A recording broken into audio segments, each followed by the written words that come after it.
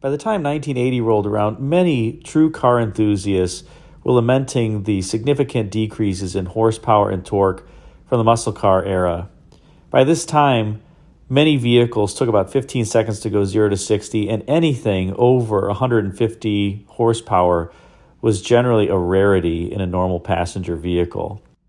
Moreover, these shockingly low horsepower figures were often coupled with inflated vehicle weights to really not deliver much of a driver's experience for any car that was purchased, even some of the sports cars of the era. However, one vehicle in the General Motors stable perhaps helped signal the end of the decline in performance and that better times were coming. This is the introduction of the 1980 Chevrolet Citation X11.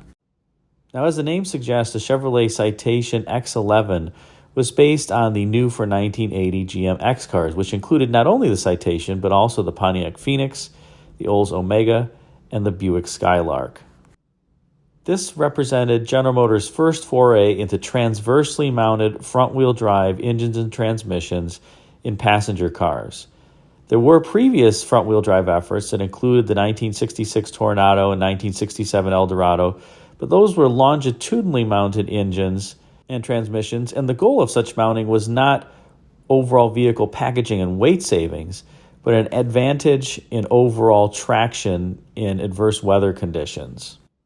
Conversely, the switch to transversely mounted engines and transmissions in the X cars was done for overall packaging efficiency and to enable the cabin to feel much roomier despite much more compact exterior dimensions. And despite the X car's myriad issues, including those associated with its braking system, power steering systems, and even power window and manual window regulators, the overall X car's interior dimensions and roominess were really world-class.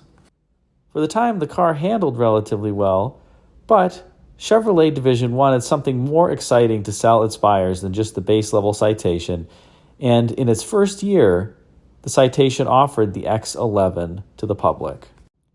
At its launch in 1980, the X11 was primarily a package that offered handling upgrades over the base Citation, as well as some dress-up packages that made the car look more sporty. The chassis was retuned with heftier front and rear stabilizer bars, as well as overall shock and spring rates, but it did continue to ride atop diminutive 13-inch wheels. Yes, I said that right. This car had 13-inch wheels that were standard even on this performance variant.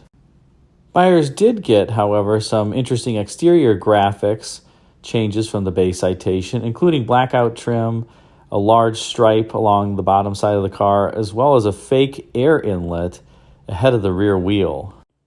Unfortunately, despite being billed as the performance variant, there were no changes under hood when a buyer checked the X11 package in 1980. This means the standard engine was a 2.5-liter Iron Duke carbureted 4-cylinder engine rated at just 90 horsepower, and the optional engine was a carbureted 2.8-liter V6, an engine that was new and introduced in the X cars, that made 115 horsepower. Transmissions included a standard 4-speed manual, but a 3-speed automatic was optional. It's quite funny to think that a number of these Citation X11s were sold as quote-unquote performance cars, but were powered by 90 horsepower overhead valve, low revving 4-cylinder engines under hood, but that's how it was in this first year of the X11. 1981, however, was a very different model year for the Citation X11, with numerous upgrades that were introduced on the car. The first big change occurred under hood, and whereas the 1980 model really had no changes to the engine and transmission lineup, the 1981 Citation X11 had an exclusive high-output 2.8-liter V6 that now resided under a functional hood scoop. Horsepower was raised from 115 in the 1980 2.8-liter V6 to 135, and torque hit 165 pound-feet. The engine was also fitted with a supersized air cleaner to handle the high-output nature of the V6, as well as provide it with better breathing characteristics. This was such a significant change for the Citation that magazines at the time tested the car and achieved 0 to 60 times of about 8.5 seconds, which, while it seems slow today, was for the time pretty blistering acceleration, outgunning a number of the GM-F cars of the era, the Firebird and the Camaro, and allowing the Citation to really even keep up with the Corvette in these years. The car also received numerous suspension upgrades over the 1980 model, and these were bundled together in what was called the F41 Sport suspension that featured yet again revised shock absorbers and even stiffer anti-roll bars. Better free-flowing exhaust, an upgraded subframe, as well as rear axle componentry improved the 1981 X11 over the 1980 model and really distinguished it from being just an overall dress-up package. You can see in the picture here components that were unique to the X11 over the Citation, and they're quite myriad and varied in nature.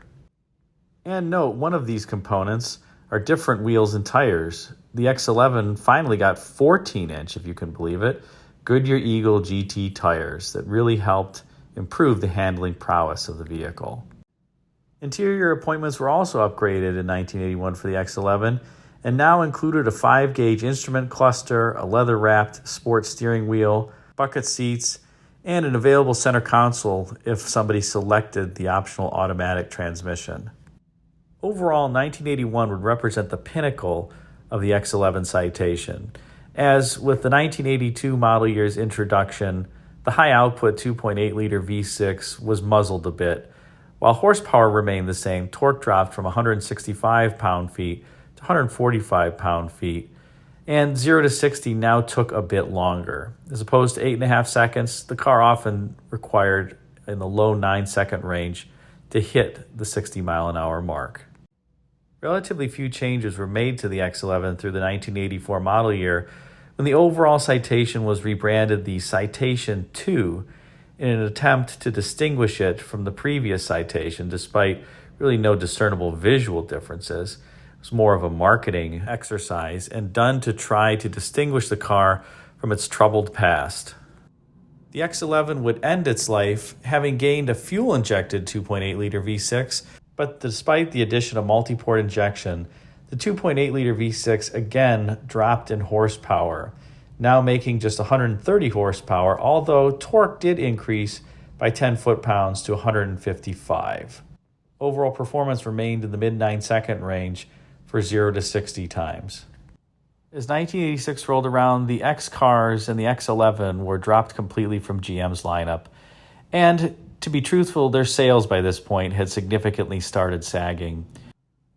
While the Citation sold about 800,000 units in the 1980 introductory model year, each year thereafter, its sales figures were cut roughly in half from the previous year, to the point that by 1985, it really was not selling in high volumes, as many customers had migrated to the A cars, including the Chevrolet Celebrity, Pontiac 6000, Olds Cutlass Sierra, and Buick Century, as well as other vehicles in General Motors' lineup.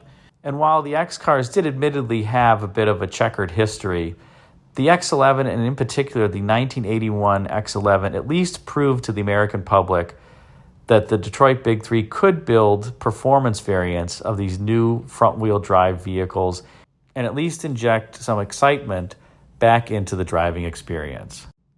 So what's it like to own an X car, and what should you look for if you're going to buy one?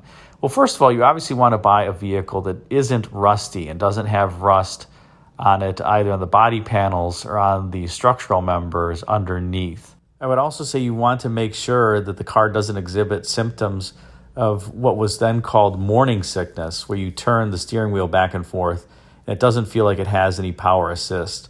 So it's a very typical symptom of GM front-wheel drive cars during this era and requires replacement of the power steering rack in order to cure it.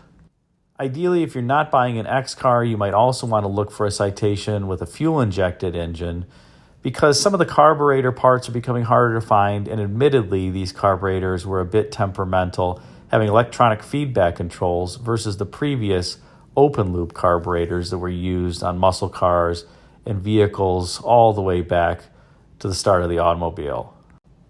That said, if you're lucky enough to find an X11, and in particular a 1981 X11, I think you're going to have quite a bit of fun driving it around and also taking it to shows, as I can tell you from my ownership of X cars that a lot of people take interest in these at car shows despite neighboring much more expensive cars and their owners' frustrations that your vehicle draws a greater crowd than the GTO or Camaro sitting next to it. Hope you enjoyed this video on the 1980 to 85 Chevrolet Citation X11. Thanks again for watching. Until next time, take care. Be sure to check out the thumbnails at the bottom left and right for some suggestions for you. And if you're not yet subscribed, click the circular icon at the top left, then hit the bell to ensure you're notified of all my future videos.